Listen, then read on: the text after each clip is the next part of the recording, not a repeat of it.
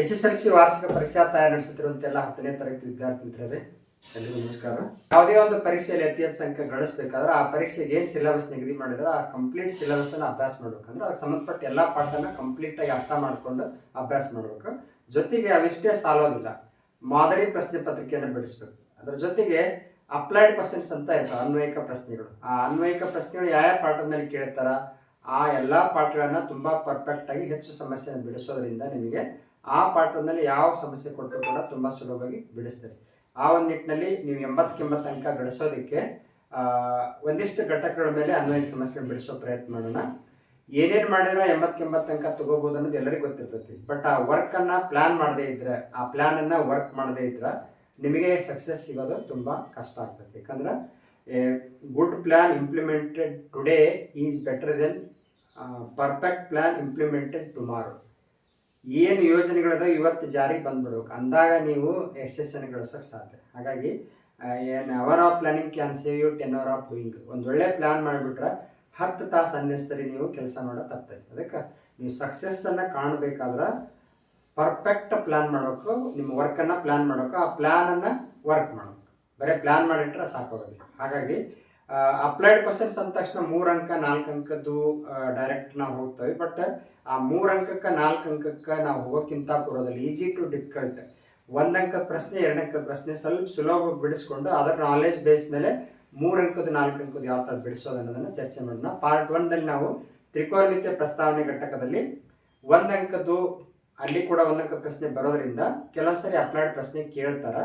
80 ಅಂಕ ತಗೋಬೇಕಾದ್ರೆ ಯಾವ ಪಾಠದ್ದು ಯಾವ 1 ಅಂಕದ್ದು ನೆಗ್ಲೆಕ್ಟ್ ಮಾಡ್ಬೋದು. ಹಾಗಾಗಿ ಇಲ್ಲಿ 1 ಅಂಕದ ಬಿಡಿಸಿದ್ದು 1 ಅಂಕಕ್ಕೆ ಹೆಲ್ಪ್ ಆಗ್ತೈತಿ. ಜೊತೆಗೆ ಈ ನಾಲೆಜ್ 3 ಅಂಕ ಬಿಡಿಸೋದಕ್ಕೆ ಹೆಲ್ಪ್ ಆಗ್ತೈತಿ. ಅದಕ್ಕೆ ಆ ಒಂದು ನಿಟ್ಟಿನಲ್ಲಿ ಈ ತ್ರಿಕೋನ ಪ್ರಸ್ತಾವನೆ ಘಟಕದ್ದು ಒಂದಿಷ್ಟು ಸಮಸ್ಯೆಗಳನ್ನ ಬಿಡಿಸೋಣ.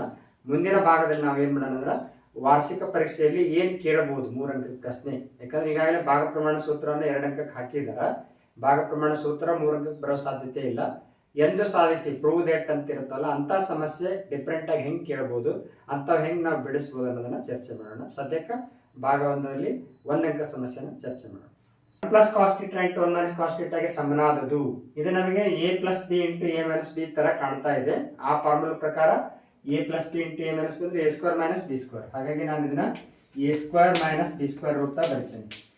1 ಸ್ಕ್ವೇರ್ ಮೈನಸ್ ಕಾಸ್ ಸ್ಕ್ವೇರ್. ಇದು ಹೆಂಗೆ ಬಂತಿದೆ? a plus B into a minus B ಸೂತ್ರದ ಪ್ರಕಾರ a square minus B square ಬರ್ದಿದ್ವಿ. 1 ಸ್ಕ್ವೇರ್ ಅಂದ್ರೆ 1 ಅಂತ ಬರೀಬಹುದು ಅಷ್ಟೇ.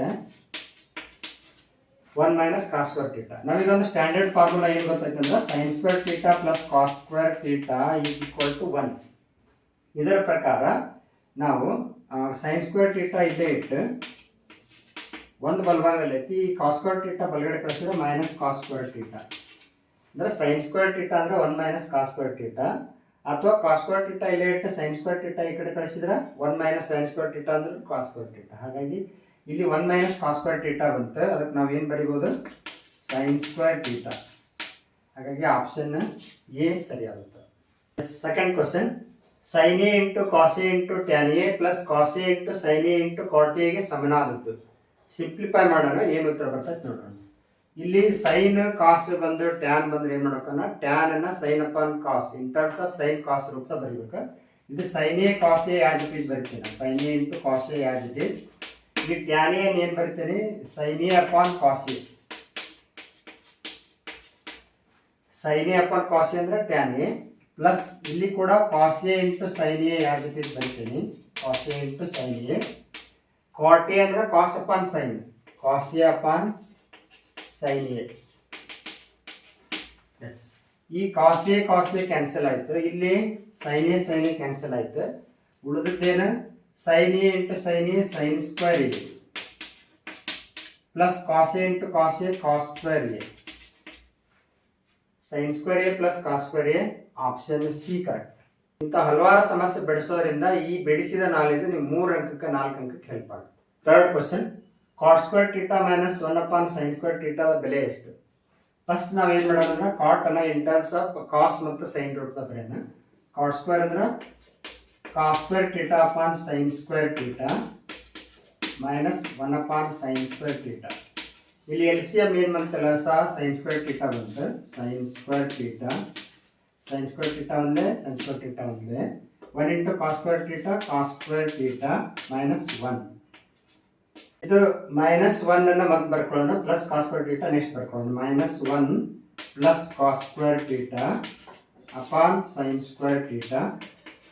ಇನ್ನೊಂದು ಸ್ಟೆಪ್ ಸುಲ್ಬೇಕಾರೆ ಸರ್, ಇದು ಮೈನಸ್ ಕಾಮನ್ ತೆಗೆದಿದೆ. ಮೈನಸ್ ಕಾಮನ್ ತೆಗೆದು ಏನು ಉಳಿತು? 1.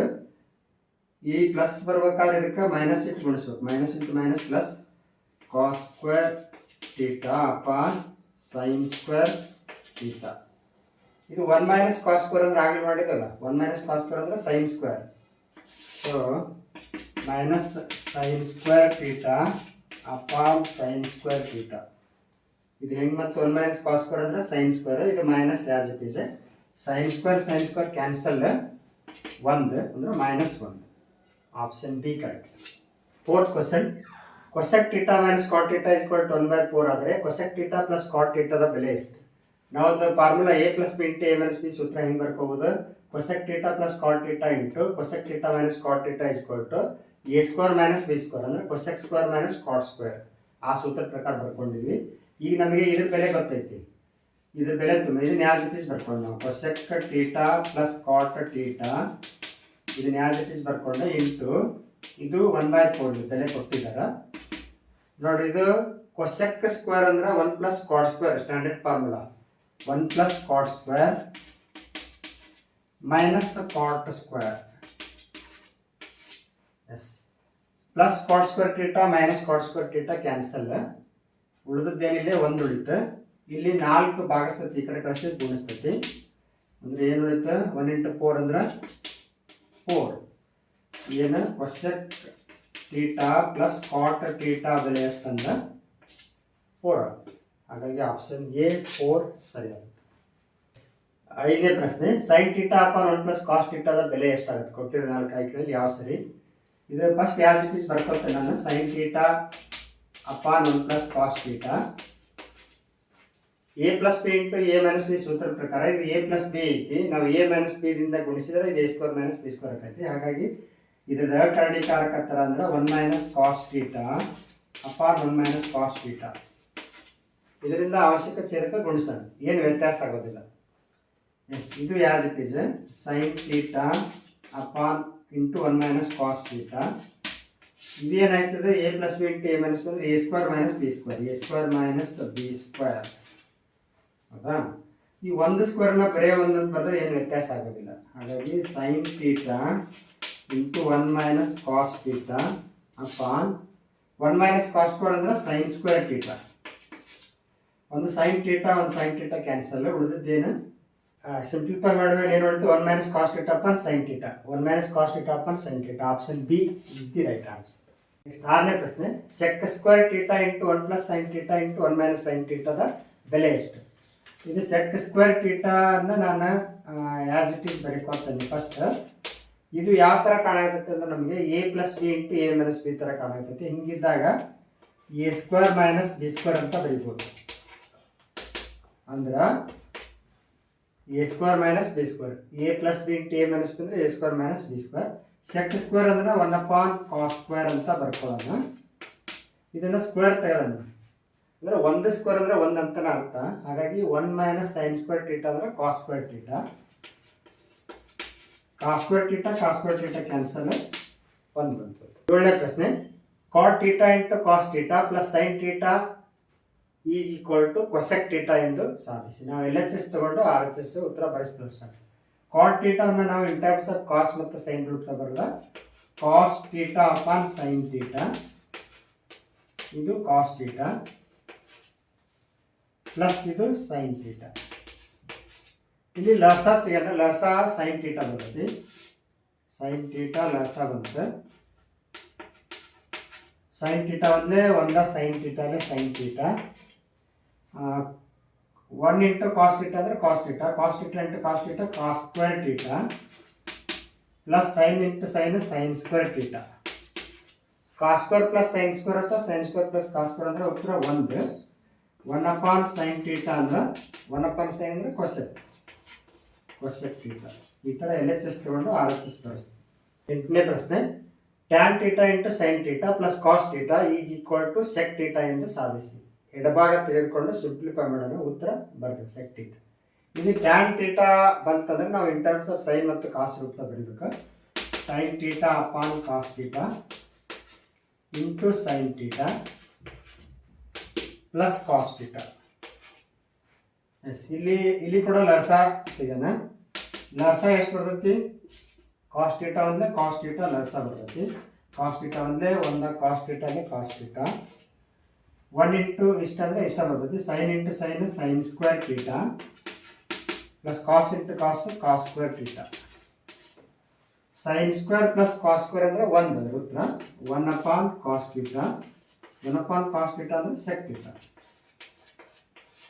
ಇಂಥ ಹಲವಾರು ಸಮಸ್ಯೆ ಬಿಡಿಸೋ ಮೂಲಕ ನಿಮಗೆ ಬಹಳಷ್ಟು ಟ್ರಿಕ್ಸ್ಗಳು ಗೊತ್ತಾಗ್ತವೆ. ಟ್ರಿಗ್ನೋಮೆಟ್ರಿ ಯಾವ ಸಮಸ್ಯೆ ಕೊಟ್ಟರು ಸುಲಭವಾಗಿ ಬಿಡಿಸ್ತೀರಿ. ಹಾಗಾಗಿ ನೇರವಾಗಿ ನೀವು 3 ಅಂಕ 4 ಅಂಕ ಸಮಸ್ಯೆ ಬಿಡಿಸೋದು. ಈ ಥರ ನಾವು ಸ್ವಲ್ಪ ಬೇಸಿಕ್ ತಿಳ್ಕೊಂಡು ಮುಂದಕ್ಕೆ ಹೋದ್ರೆ ಆ ಡಿಫಿಕಲ್ಟ್ ಸಮಸ್ಯೆ ಕೂಡ ತುಂಬ ಈಸಿ ಆಗ್ತವೆ.